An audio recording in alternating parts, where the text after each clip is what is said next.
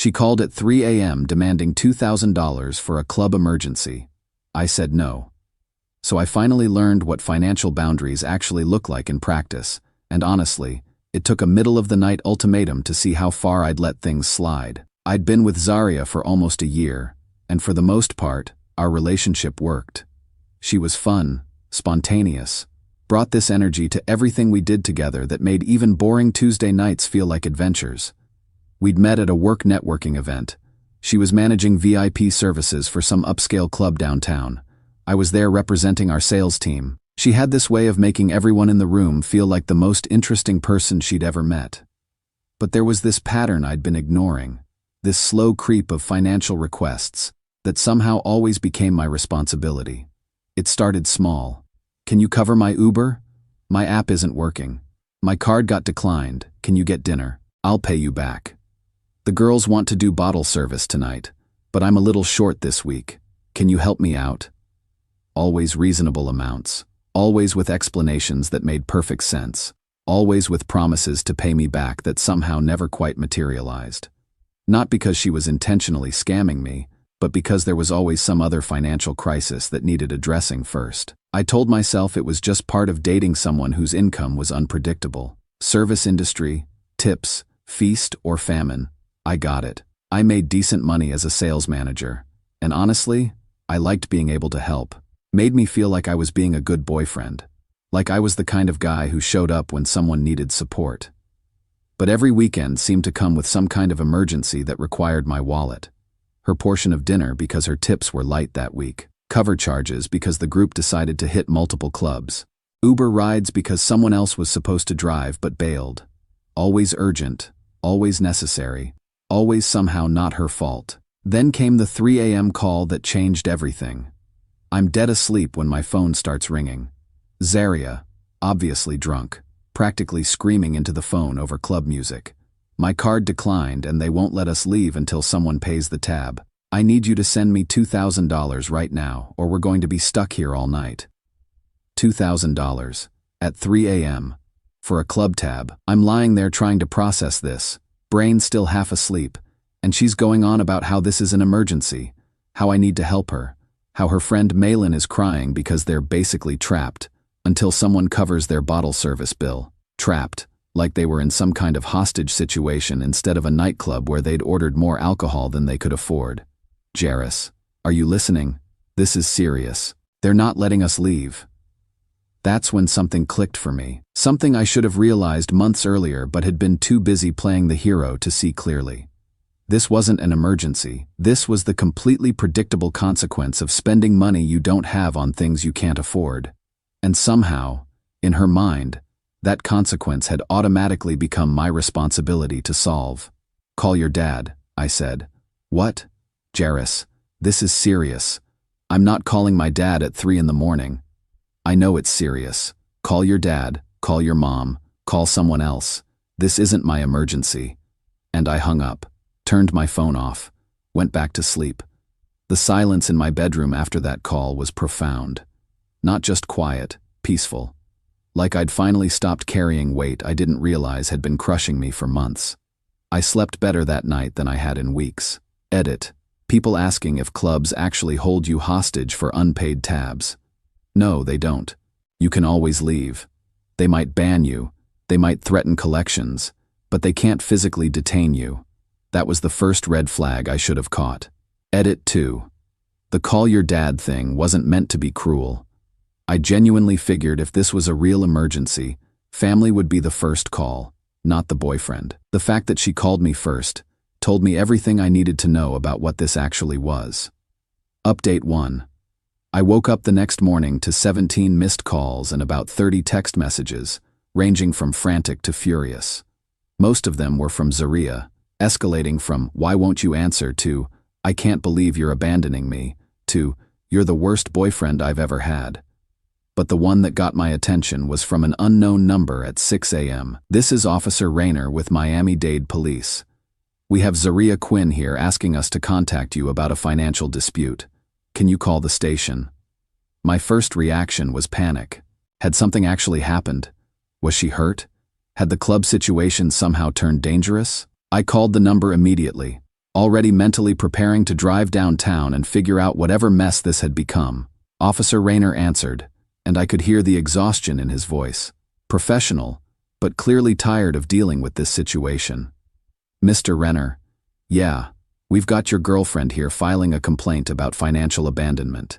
She's claiming you're required to pay her expenses, and that refusing constitutes abuse. She's been here for about 3 hours trying to convince us to compel you to send money for a club tab. Financial abandonment. I'd never heard that term before, but apparently Zaria had found it somewhere and decided it applied to her situation. Officer, I'm not required to pay anyone's club tab. We're dating, not married, and even if we were married, I'm pretty sure husbands aren't legally obligated to fund bottle service. That's what we've been trying to explain to her, he said. Look, she's not under arrest or anything. She can leave any time. But she's insisting that you're abandoning her in a dangerous situation, and that we need to intervene. That's when I started to understand how warped Zaria's thinking had become. In her mind, my money wasn't just available to her, it was obligated to her. My refusal to fund her lifestyle wasn't boundary setting, it was actual abandonment. She'd literally called the police because her boyfriend wouldn't pay for bottle service. She also mentioned something about you hanging up on her during an emergency, Officer Rayner continued.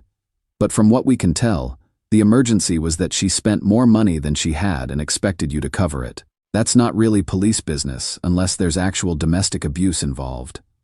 I told him the whole story, the pattern of financial requests, the 3 a.m. call, my decision to stop being her emergency ATM. He listened without judgment, asked a few clarifying questions, then sighed. Mr. Renner, I've been doing this for 15 years. What you're describing isn't abuse, it's boundaries. You're not obligated to pay anyone's expenses, girlfriend or not. If Ms. Quinn continues to contact emergency services about financial disputes, there could be consequences for filing false reports. He put me on hold for a minute, then came back. She wants to know if you're willing to discuss the situation with her. I told her she's free to call you herself, but we're not mediating relationship disputes about money. I told him I wasn't interested in discussing anything right now, that this was a pattern I was done enabling, and that if Zaria wanted to talk, she could call me later when she was sober and not trying to use police as leverage. After I hung up, I sat in my kitchen drinking coffee and trying to process what had just happened. My girlfriend had spent 3 hours at a police station trying to convince cops that I was legally required to fund her party lifestyle. That level of entitlement wasn't just shocking, it was educational. How long had she been thinking of my money as her money? How many of those emergency requests had been manufactured crises designed to test whether I'd show up with my wallet? How much of our relationship had been built on her assumption that dating me meant access to my financial resources? Bryson, my best friend who's a firefighter, came over that afternoon when I told him what happened. He listened to the whole story, then just shook his head. Real emergencies don't come with bottle service minimums, he said. And they definitely don't come with police station tantrums when someone says no. That's when it really hit me. I'd been so focused on being a good boyfriend, on showing up and being supportive, that I'd completely lost sight of what actually helps people versus what just enables them to keep making the same mistakes. Edit. Yeah. Filing false police reports can have consequences. Officer Rayner was professional about it, but he made it clear that calling 911 about relationship money disputes isn't what emergency services are for. Edit 2. The 3 hours at the station thing really got to me. Like she had enough energy to argue with cops for 3 hours but couldn't figure out how to leave a club. That's when I realized this was all performance. Update 2. About 2 hours after the police station call, I got a call from Zaria's father, and suddenly everything made sense. I'd met him a few times at family gatherings, seemed like a decent guy, owned a small business doing commercial cleaning, always been friendly to me. So when his name popped up on my phone, I figured maybe Zaria had finally told someone the actual story, and he was calling to apologize for his daughter's behavior. I was wrong. Jairus, he said, and his tone was serious but not hostile. I just got off the phone with Zaria. She's extremely upset about last night, and I think there's been a misunderstanding about what happened. I started to explain my side, the pattern of financial requests, the 3 a.m. club emergency, the police station drama. But he cut me off gently. Look, I get that 2,000 is a lot of money. Trust me, I know what it's like to get a call in the middle of the night about money.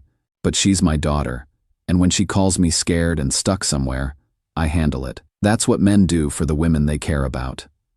And there it was, the source code. This wasn't just Zaria's dysfunction. This was learned behavior passed down through generations. She'd grown up in a house where every financial crisis automatically became Dad's responsibility, where being a man meant solving problems with your wallet, where love was measured by willingness to pay for poor decisions. I understand wanting to help family, I said carefully. But Zaria wasn't stuck.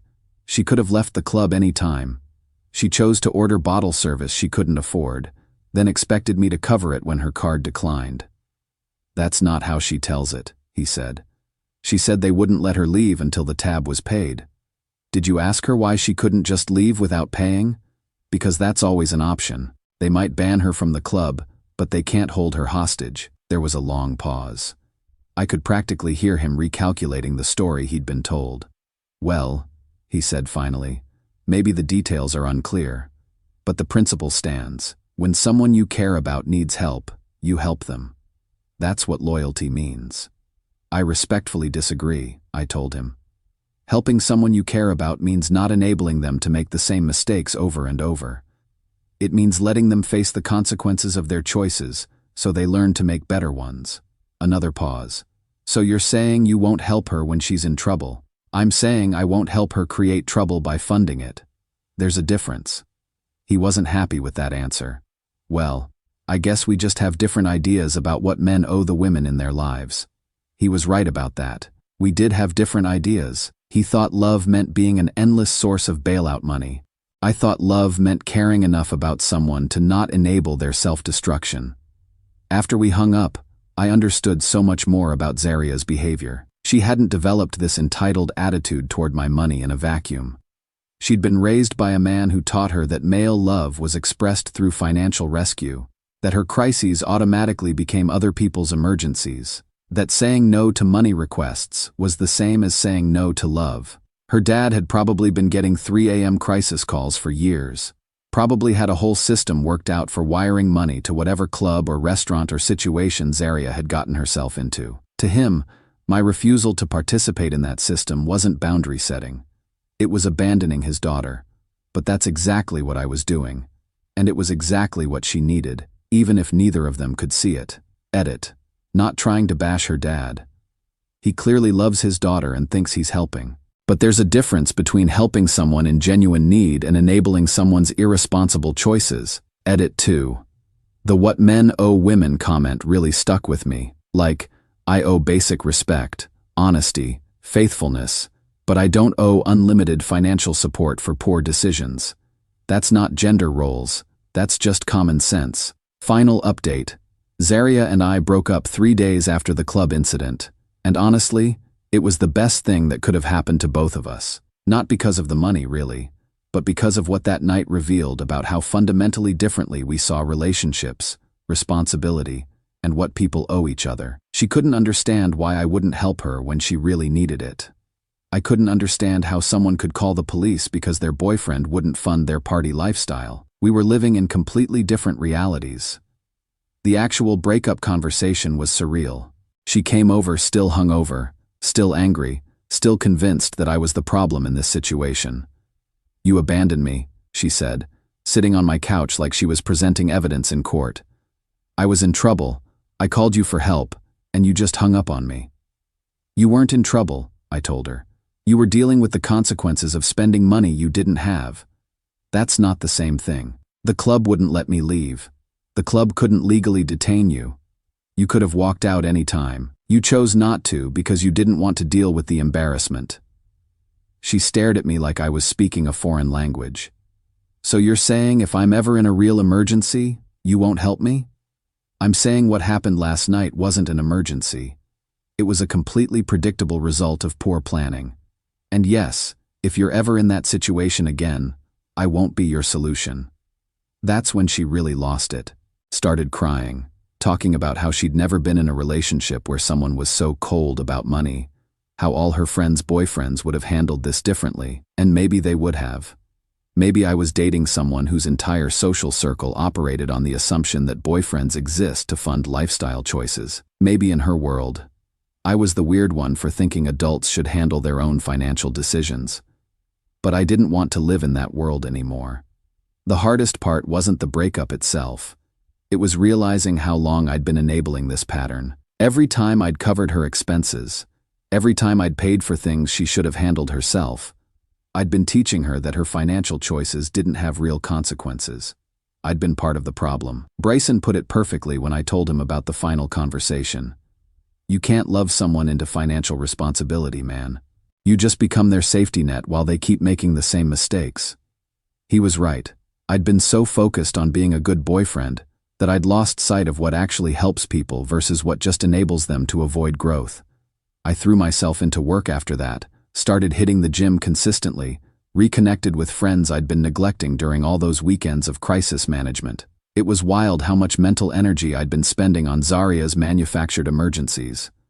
Without that constant low-level stress, I felt like myself again. Started dating someone new about 4 months later, Cassia, who works in accounting and has her financial life completely dialed in. The difference is night and day. She pays her own way, plans ahead for expenses, and would never dream of treating someone else's money as her emergency fund. When I told Cassia about the Zaria situation, her response was perfect. Sounds like she confused boyfriend with bailout service. The first time Cassia and I went out to dinner, she insisted on splitting the check. When I offered to cover it, she said, "I appreciate that, but I can afford my own meal. If you want to take turns paying, that's different, but I'm not looking for someone to subsidize my lifestyle." That's what normal looks like, apparently. People who take care of their own responsibilities first, then choose to share expenses from a place of partnership rather than need. I heard through mutual friends that Zaria is still creating financial crises for whoever she's dating. Still going out beyond her means, still expecting other people to solve problems she created, still calling her dad at 3 a.m. when her cards decline. The pattern didn't end with me, it just found a new target. But here's what I learned from that whole experience. You can't care your way out of enabling dysfunction. Sometimes the most loving thing you can do is let people figure out how to solve their own problems, even when they're convinced that makes you the villain. That 3 a.m. call was actually the best thing that ever happened to our relationship. It ended it before I wasted any more time being someone's emergency ATM instead of their actual partner. Real partnership is built on mutual responsibility, not manufactured crises and guilt-based funding. The right person doesn't turn their poor planning into your financial emergency. They don't call the police when you set boundaries. They don't weaponize the word abandonment when you refuse to enable their irresponsibility. I'm not bitter about Zaria anymore. She taught me something valuable about the difference between supporting someone and subsidizing their dysfunction. She also taught me that financial boundaries aren't selfish. They're necessary for building anything real and sustainable. The relationship I have with Cassia now is built on actual partnership. We make financial decisions together. We plan ahead for expenses. We support each other's goals without sacrificing our own security. When one of us has a genuine emergency, car breaks down, medical bill, actual crisis, we figure it out together. But we don't manufacture emergencies to test each other's commitment. Sometimes the most caring thing you can do is refuse to participate in someone's financial self-destruction, even when they're begging you to help them destroy themselves. Especially when they're begging you to help them destroy themselves. I learned that lesson at 3 a.m. in a very expensive way, but I learned it completely. Edit. Thanks for everyone who followed this story. Taking a break from posting to focus on the good stuff I'm building. Sometimes the best response to financial manipulation is just building a life that can't be manipulated. Final edit. Someone DM'd asking if I think Zaria ever learned her lesson. Honestly, I doubt it. Her dad is still there to wire money whenever she calls. She'll probably keep finding guys willing to be her emergency ATM until she's forced to face real consequences. Some people have to lose everything before they learn anything. I just decided I didn't need to watch it happen.